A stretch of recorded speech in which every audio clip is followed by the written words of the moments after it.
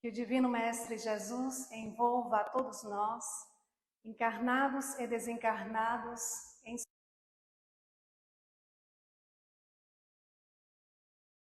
suas mentes, que possamos nos colocar receptivos às reflexões desta noite, na certeza do amparo, da assistência espiritual da casa, e que ao final possamos todos sair daqui melhores do que quando aqui chegamos. Rogamos a Jesus neste momento que nos inspire e envolva a todos nós em sua paz e que essa paz se estenda a outros corações que aqui não puderam estar, alcançando também aos nossos irmãos que irão nos acompanhar ao vivo pelo Facebook ou posteriormente. Que Deus e Jesus abençoe a todos. Allan Kardec, ao lançar o Livro dos Espíritos, em 18 de abril de 1857, vendo naquele primeiro ano a evolução, o esclarecimento que o Livro dos Espíritos trazia, o que ele fez, partiu da observação das mesas girantes, que respondiam perguntas feitas por qualquer pessoa, sem o menor conhecimento do Espiritismo. Ele viu ali a necessidade de ter um ambiente propício, porque ele presenciava as mesas girantes em ambientes de teatros, de restaurantes, de bares, de cafés, em casas de pessoas que não tinham o menor cuidado. Ele começa a perceber que as perguntas eram desvirtuadas. Ele começa a perceber que as pessoas começam a dar vazão às perturbações. Então, Allan Kardec, no dia 10 de abril do ano seguinte, 1858, ele funda a Sociedade Parisiense de Estudos Espíritas, cujos fundamentos estão ali, em um Livro dos Médiuns, capítulo 29 e capítulo 30. E no capítulo 29, das reuniões em geral, item 324. Kardec deixa claro ao dizer que as reuniões públicas oferecem grandíssimas vantagens, por permitirem que aqueles que tomam parte se esclareçam, por meio de permutas, de ideias, pelas perguntas ali que façam. Eles aproveitam todo momento. Kardec então faz um alerta ao dizer: mas para que produzam frutos desejáveis, é necessário condições especiais. É necessário o estudo, é necessário a disciplina, é necessário a vontade firme e sincera de querer melhorar, de querer servir, de querer seguir agora em um novo caminho com Jesus. E no capítulo seguinte, o capítulo 30, vamos encontrar ali o regulamento da Sociedade Parisiense de Estudos Espíritas, deixando claro que a casa espírita não é uma casa comum. Houve toda uma preparação muito antes no plano espiritual.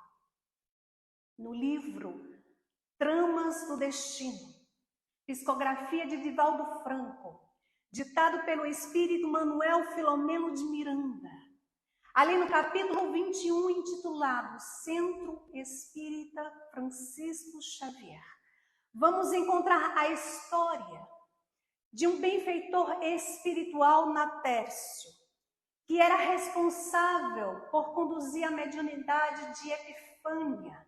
Epifânia estava encarnada em suas lutas diárias, em suas dificuldades, e ela recebia ali a assistência espiritual desse amigo protetor. Ela recebia a intercessão de Natércio. Natércio, Ele era um grande admirador e discípulo de São Francisco Xavier. São Francisco Xavier foi um grande propagandista da fé cristã quando esteve encarnado na Terra. E ele divulgou essa fé cristã, ele levou para o Japão, para a China, para a Índia, ali no século XVI. Então, Natécio, ele recorre a esse fiel apóstolo de Jesus, suplicando o seu patrocínio espiritual para a casa que pretendia erguer, cuja finalidade era divulgar o cristianismo em sua pureza primitiva. E ali ele é recebido por esse mensageiro de luz. Ele fala do seu objetivo que com muita humildade desejava realizar. Então ele pede a São Francisco Xavier o seu patrocínio para esse empreendimento. A casa levaria o seu nome e todas as diretivas passaria pelo padrinho e por ele. E ali Natécio, ele faz um resumo básico do que é uma casa espírita. Então, nesse diálogo, mais adiante, o benfeitor espiritual, o benfeitor São Francisco Xavier, ele faz um pedido. Ele solicita que no exercício da caridade se desse preferência aos enfermos do Espírito. Quem são os enfermos do Espírito? O Espírito Emmanuel afirma no livro da Esperança, ao dizer que todos nós, espíritos encarnados e desencarnados em serviço na Terra, somos enfermos de muitos séculos. Será que nós temos consciência dessa verdade? Que somos enfermos, somos almas enfermas de muitos séculos? Em aprendizagem, em recuperação, nesse processo evolutivo, reflitamos. Então, meus irmãos, a casa espírita, ela não se resume à construção de pedras. Ela não se resume à construção material. Houve todo um planejamento no plano espiritual. Por diversos motivos, as pessoas procuram a casa espírita. Às vezes, por uma obsessão simples, um incômodo momentâneo. Às vezes a pessoa está ali passando por uma situação, o corpo todo dói, vai ao médico, faz um monte de exame e está tudo normal. E ali ela sente aquele problema nela. E depois sente um mal-estar, não dá vontade de fazer nada. Vou tomar um banho gelado para ver se eu acordo. Não resolve. Vou ali tomar uma xícara de café, tomo uma garrafa todinha e não resolve. Já sei. Vou ali no Bezerra tomar um passe para ver se eu melhoro. Outras vezes as pessoas se submetem a uma pressão psíquica, e aí são casos mais complexos. Uma obsessão grave, onde a pessoa não consegue ali manifestar a própria vontade. E aí ela é levada à casa espírita. Outras vezes também acontece em que a situação está tão difícil, o sapato aperta de um jeito, a pessoa se vê ali sozinha fisicamente, e ela diz, eu tenho que fazer alguma coisa. Vou lá na casa espírita. Então, são várias situações que levam as pessoas a procurarem a casa espírita. Outro dia, estava assistindo uma palestra da querida Maíse Braga, e ela contava que conheceu uma senhora que perdeu o seu único filho em um acidente de avião. Ele era oficial da aeronáutica. Um dia, o seu colega de trabalho ia ter um filho e ele se ofereceu para substituí-lo no voo. O avião cai e ele desencarna. Essa mãe, durante 2 anos, ficou indo ao cemitério todos os dias. Chegava lá cedinho, com a garrafa de café, uma coberta. E ali chegava ao lado do túmulo do seu filho e conversava com ele o dia todinho. Só saía do cemitério quando o cemitério fechava. Ao final dos 2 anos, ela chega ao cemitério, vai ali em frente ao túmulo onde havia sido enterrado o seu filho, o corpo do seu filho, e faz uma prece. E na prece ela diz: meu filho, hoje eu vim me despedir, porque hoje eu decidi que vou encontrar com você. Tem 2 anos que você partiu e eu não me conformo. Até hoje eu não me conformo, meu filho. Então eu vou me suicidar. Porque foi o único jeito que encontrei, que vi, de ir ao teu encontro. Nesse momento, ela sente uma mão apertando o seu ombro. Ela imaginou que fosse um funcionário do cemitério, afinal de contas, ela já era conhecida. Todos os dias, durante 2 anos, estava ali no cemitério. Quando ela olha para o lado, vê em pé o seu filho, vestido com o uniforme da aeronáutica. Ele abre um largo sorriso e diz: minha mãe. E aí ele aponta para o túmulo.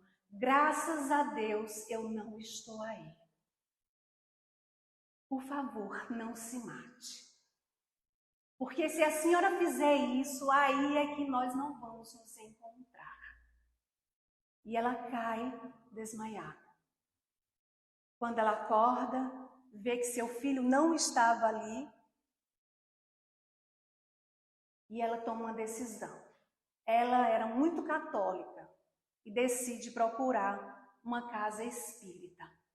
Durante 45 anos, ela confeccionou roupinhas para bebês, em memória do seu filho. Então, são diversos motivos que as pessoas procuram a casa espírita. Pela dor, pelo sofrimento, pela curiosidade, vou ali saber como é que é. E aí quando chega na casa espírita, vê que não é nada daquilo que imaginava. Encontra uma escola de estudos espirituais, de fraternidade, de acolhimento, de amor. Há mais ou menos, se eu não estou errado nas contas, há mais ou menos 1 ano e 8 meses, nós reabrimos a nossa casa. Depois de um longo período dolorido pela Covid-19, pela pandemia. E ao retornarmos, voltamos primeiro com as palestras presenciais, os passos coletivos. Fomos ali seguindo as orientações da federação. E à medida que o tempo foi passando, que fomos nos sentindo mais seguros, fomos voltando com as outras atividades. Durante o período que estávamos em isolamento, recebíamos ligações, recebíamos mensagem pelo WhatsApp, inclusive de trabalhador da casa. Quando é que a casa vai abrir? Eu não vejo a hora de voltar. Eu não vejo a hora de nos reencontrarmos. Eu não vejo a hora de assistir a palestra presencial, porque assistir online até que é bom, é muito bom. E é um meio que veio para ficar. mas nada como o presencial. De fato, nós reabrimos, nós voltamos, nós estamos trabalhando. E por vezes perguntamos, aonde estão esses corações que ainda não voltaram? Aonde estão? Tudo voltou a funcionar. Comércio, shoppings, as festas, as reuniões festivas de modo geral. Sabemos também que há pessoas que dizem assim, se eu sobrevivi à pandemia do Covid-19, agora eu vou aproveitar a vida. Se eu passei esse tempo todinho sem precisar ir para a casa espírita, para o tratamento, para tomar passe, para estudar, por que eu tenho que voltar? Eu vou quando eu tiver afim, quando eu puder. E agora eu acho que não preciso não. Reflitamos. No livro Dimensões Espirituais do Centro Espírita, é uma obra de Sueli Caldas-Schubert, vamos ver que na reunião pública, por exemplo, há toda uma estrutura espiritual. Que há todo um controle dos espíritos desencarnados para entrar conosco na casa espírita. Vocês sabiam disso? Há todo um controle daqueles que vão entrar conosco na casa espírita. Porque assim, meus irmãos, nós temos companhias espirituais. Às vezes eu acho interessante quando alguém chega e diz assim, eu acho que eu estou sentindo um espírito do meu lado. Eu acho que tem um espírito, um irmãozinho do meu lado. Não se enganem, não é apenas um. O apóstolo Paulo afirmou, Hebreus 12:1, temos a nos rodear uma grande nuvem de testemunhas. Pois bem, ao chegarmos na casa espírita lá fora, antes de entrarmos, estão as defesas magnéticas. Os espíritos guardiães, e eles não permitem a entrada daqueles espíritos desencarnados que querem ali desarmonizar o ambiente, que querem desequilibrar. Aqueles que entram conosco são aqueles que já estão em condições de ouvir a mensagem. São aqueles que já estão em condições de refletir sobre o que vai ser dito ali na palestra. E nesse livro, Dimensões Espirituais do Centro Espírita, na página 15, vamos encontrar uma mensagem titulada A Importância do Centro Espírita. É uma mensagem ditada pelo espírito Dr. Bezerra de Menezes, psicografado pela nossa querida Ivone Pereira no livro Dramas da Obsessão. E nessa mensagem, Dr. Bezerra, ele apresenta ensinos sobre as vibrações disseminadas pelos ambientes do centro espírita. E ele vai ali dizer que há todo um cuidado dos seus tutelares invisíveis. Ele vai colocar ali todas as diretrizes. Ele vai nos dizer sobre a importância de sermos colaboradores para a harmonia do ambiente. Como é que nós podemos ser colaboradores para a harmonia do ambiente? Através da união de pensamentos. Sempre no propósito do aprendizado, sempre no propósito de estar receptivo para receber o alimento espiritual. Porque é esse alimento espiritual que vai nos ajudar a fortalecer os nossos sentimentos. É esse alimento espiritual que vai nos ajudar em nossas lutas diárias. É esse alimento espiritual que vai nos ajudar a não cairmos nas armadilhas dos enganos, das sugestões infelizes.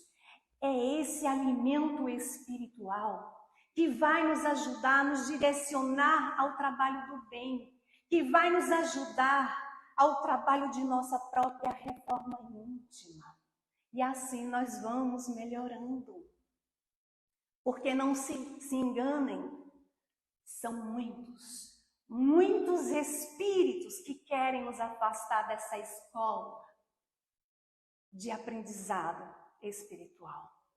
Então, que nós possamos lembrar, ao chegar na casa espírita, nós podemos ser colaboradores para a harmonia do ambiente. Ao invés, reflitamos, ao invés de chegarmos e ficarmos ali reunidos com assuntos paralelos, com assunto de política, de qualquer outro assunto que não vai contribuir para a harmonia do ambiente, pensamos: eu estou hoje no centro espírita, vou passar 40 minutos, 1 hora ali, e eu vou contribuir para a harmonia do ambiente, eu vou contribuir para eu estar receptiva a receber esse alimento que irá me fortalecer.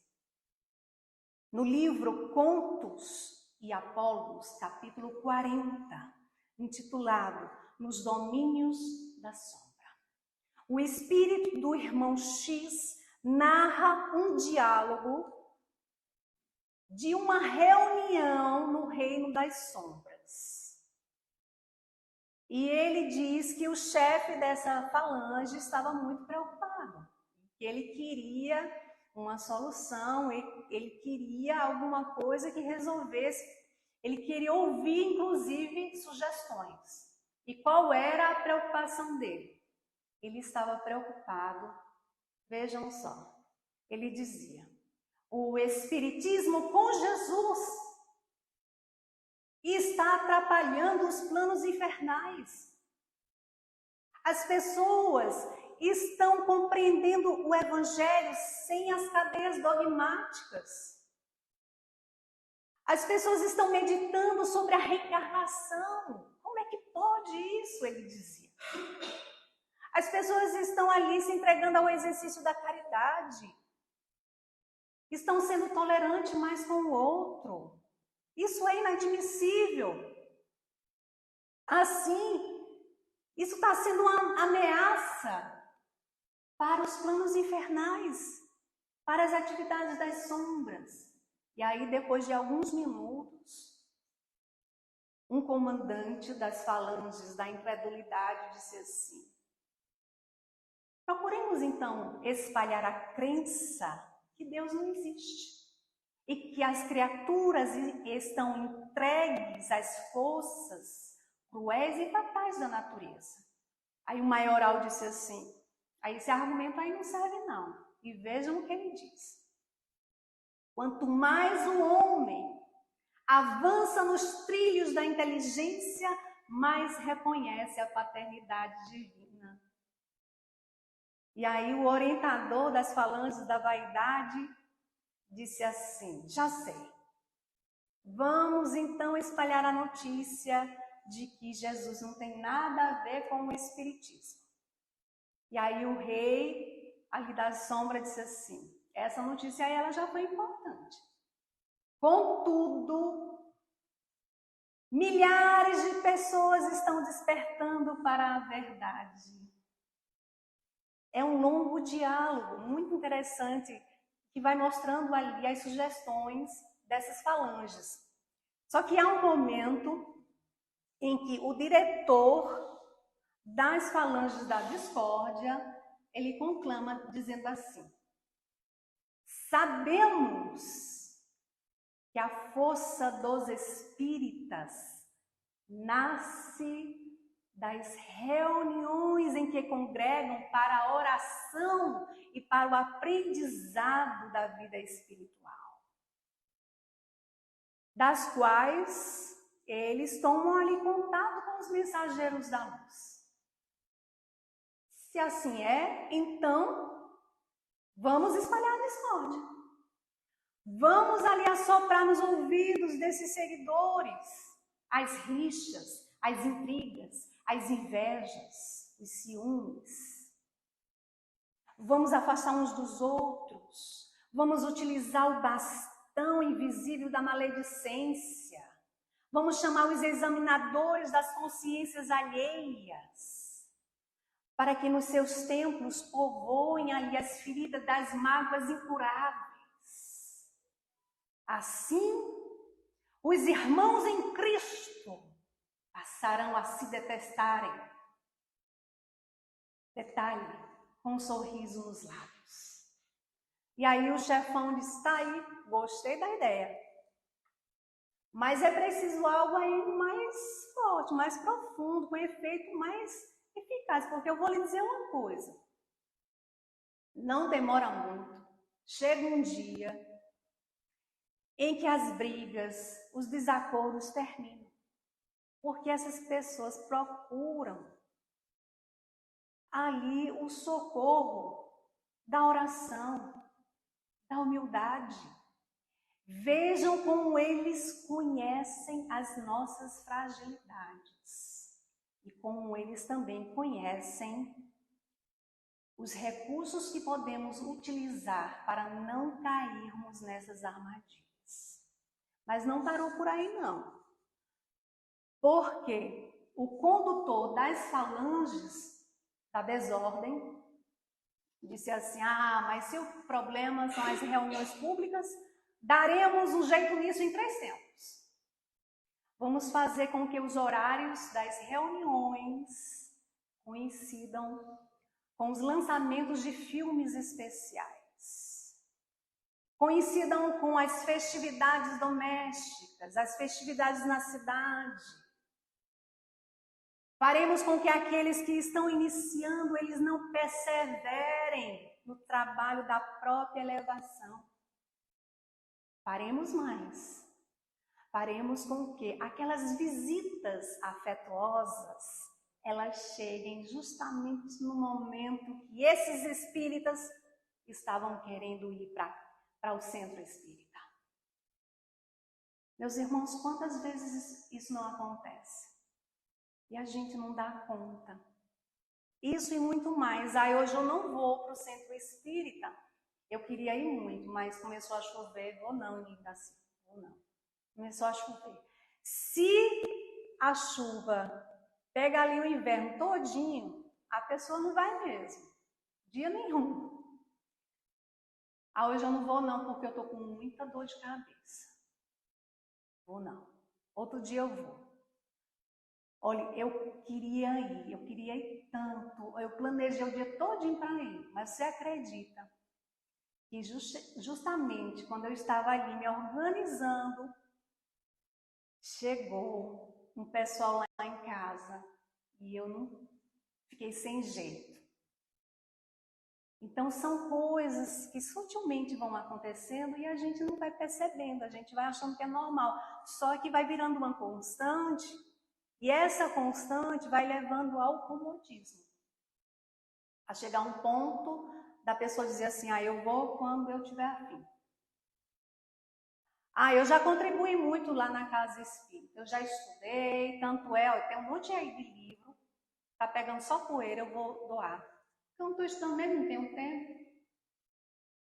Questão 459 do Livro dos Espíritos. Influem os espíritos sobre os nossos pensamentos e sobre nossas ações? E os espíritos respondem: influem muito mais do que imaginais. A tal ponto que é de tão comum, frequentemente, são eles que vos dirigem. Então é preciso que nós possamos estar atentos ao que nos chega em nossa casa mental, em nossa mente, ao que acolhemos, aquilo que estamos alimentando em nossa mente, em nosso pensamento. Devemos ter um cuidado com as sintonias vibratórias, aquilo que estamos nos identificando. Quais são as nossas companhias espirituais? recorrer à prece, essa comunicação com Deus, com Jesus, com os espíritos amigos, para nos fortalecer emocionalmente. Amemos no templo espírita a escola que nos orientem escolha e conduta. E dentro dele, abramos a alma com sinceridade aos que nos escutam e ouçamos com respeito os que nos dirigem a palavra. Assim nos orienta o Espírito Emmanuel, no livro Opinião Espírita, capítulo 10, intitulado Instrução Espírita. Também no Evangelho segundo o Espiritismo, capítulo 28, item 4, Allan Kardec nos orienta ao dizer que nas reuniões espíritas é preciso que estejamos espiritualmente em comunhão de intentos, em comunhão de ideias para o bem. E aí Jesus ou os espíritos puros que o representam ali estarão. O próprio mestre deixou claro ao dizer: onde quer que se encontrem 2 ou 3 pessoas reunidas em meu nome, eu com elas estarei. Mateus capítulo 18, versículo 20. No livro Sentinelas da Luz, capítulo 3, intitulado Grupos, também apresenta essa passagem de Jesus. E Emmanuel vai esclarecer dizendo: em toda parte, observa-se grupos formados em nome das interpretações, dos interesses daqueles que os constituem ou frequentam. E aí Emmanuel afirma: mas não é fácil encontrar as reuniões em nome de Jesus. Por quê? O próprio Emmanuel explica.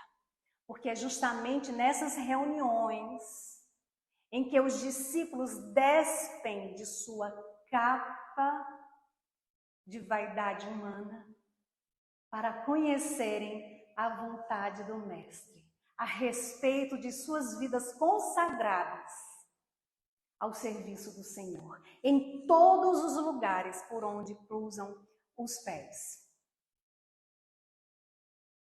Chico Xavier havia, certa vez, presenciado em uma casa espírita uma mulher que estava no meio da plateia e, de repente, ela começa a tossir. E as pessoas já olham assim de lado para saber quem é que está tossindo. E aí a mulher não para de tossir, ela tem um acesso de tosse. As pessoas ficaram tão incomodadas que sugeriram que ela se retirasse do salão. Ela ficou tão magoada que ela olhou para todos e disse assim: mas se me expulsam da casa espírita, para onde irei? É preciso refletir, porque muitos de nós, na condição daqueles incomodados, poderíamos inclusive pensar assim: mas o que é que essa mulher está fazendo aqui? Tossindo desse jeito. Se ela estava doente, por que ele não ficou em casa? Reflitamos, porque quando chegamos à casa espírita, buscamos ser acolhidos, buscamos ali ser ajudados, buscamos ser socorridos. Lembro que há muito tempo atrás, quando eu ainda residia em Recife, e eu estava naquela situação de retornar à casa espírita. Eu havia me afastado da casa espírita por um bom tempo. E toda vez que eu voltava à casa espírita, passava pelo atendimento fraterno, eu adoecia, acontecia alguma coisa e eu não voltava. E assim ia. Até que um dia eu estava passando por uma obsessão muito grave. E eu ouvi um espírito amigo dizer assim: eu não vou desistir de você.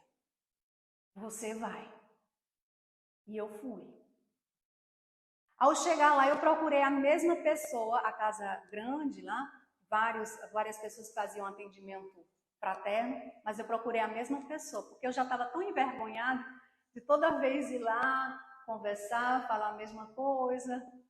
E ela já sabia de tudo, aí procurei a mesma pessoa.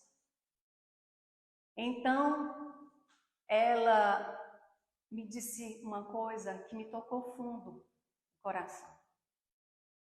Ela disse assim: minha filha, até quando você vai continuar nessa?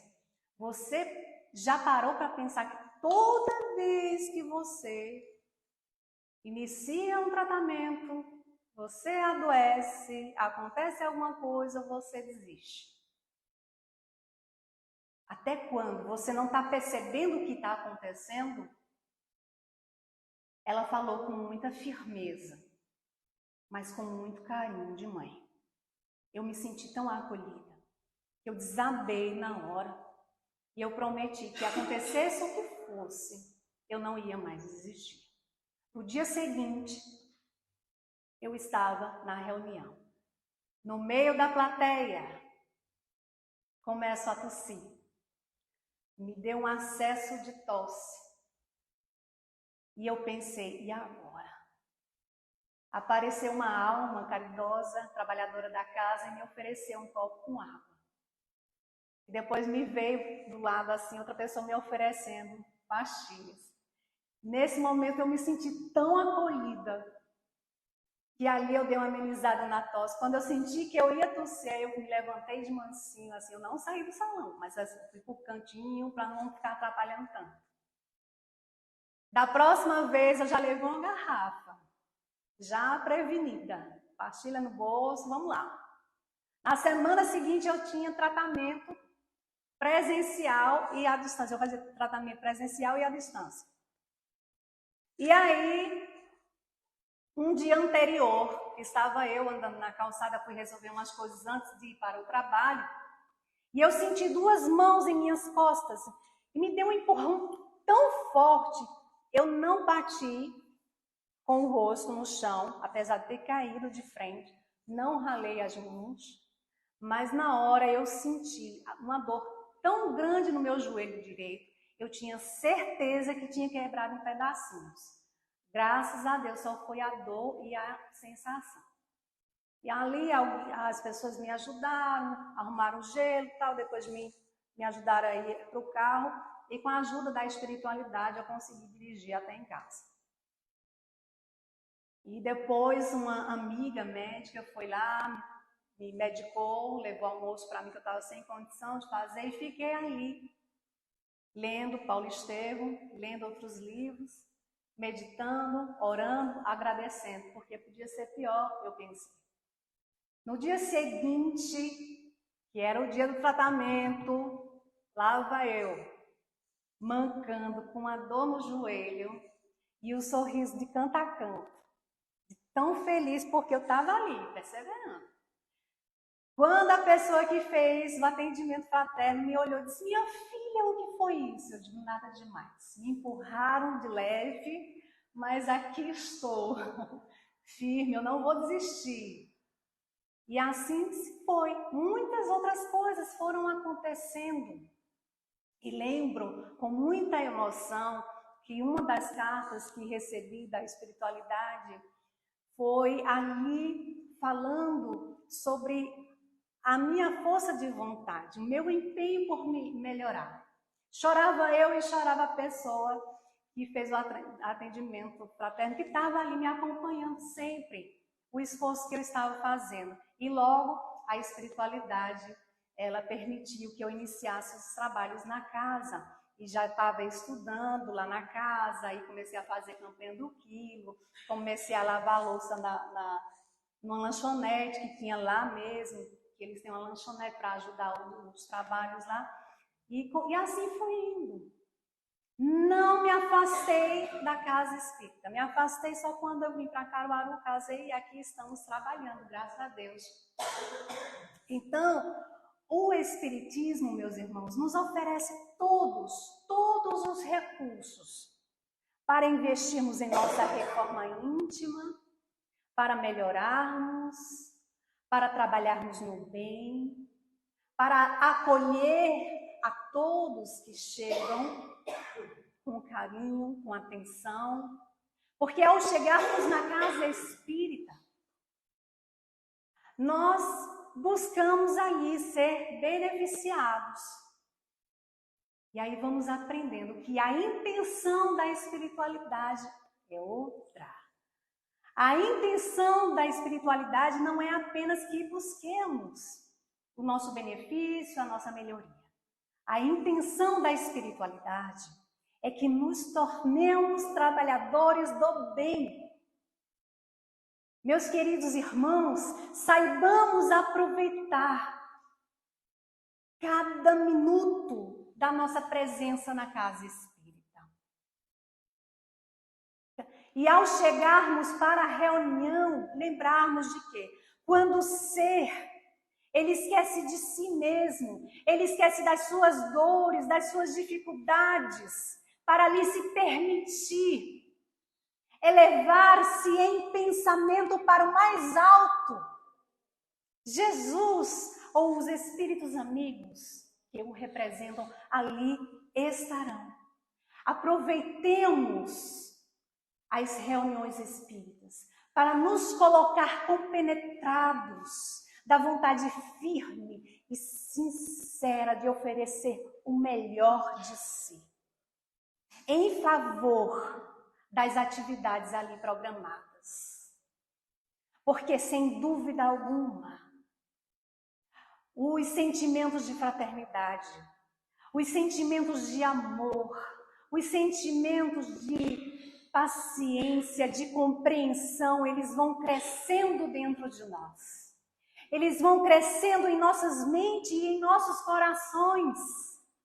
A reunião cresce como um ser coletivo.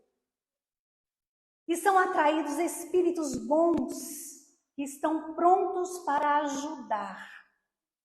Aonde exista a boa vontade de aprender, aonde existe a boa vontade de servir, aonde existe a boa vontade de nos esforçarmos para seguir o Evangelho de Jesus. Gratidão imensa a cada um de vocês aqui presente, a todos que nos acompanharam pelo Facebook e que irão nos acompanhar posteriormente. Que Deus e Jesus envolva a todos nós e que possamos retornar para os nossos lares em paz. Muito obrigada.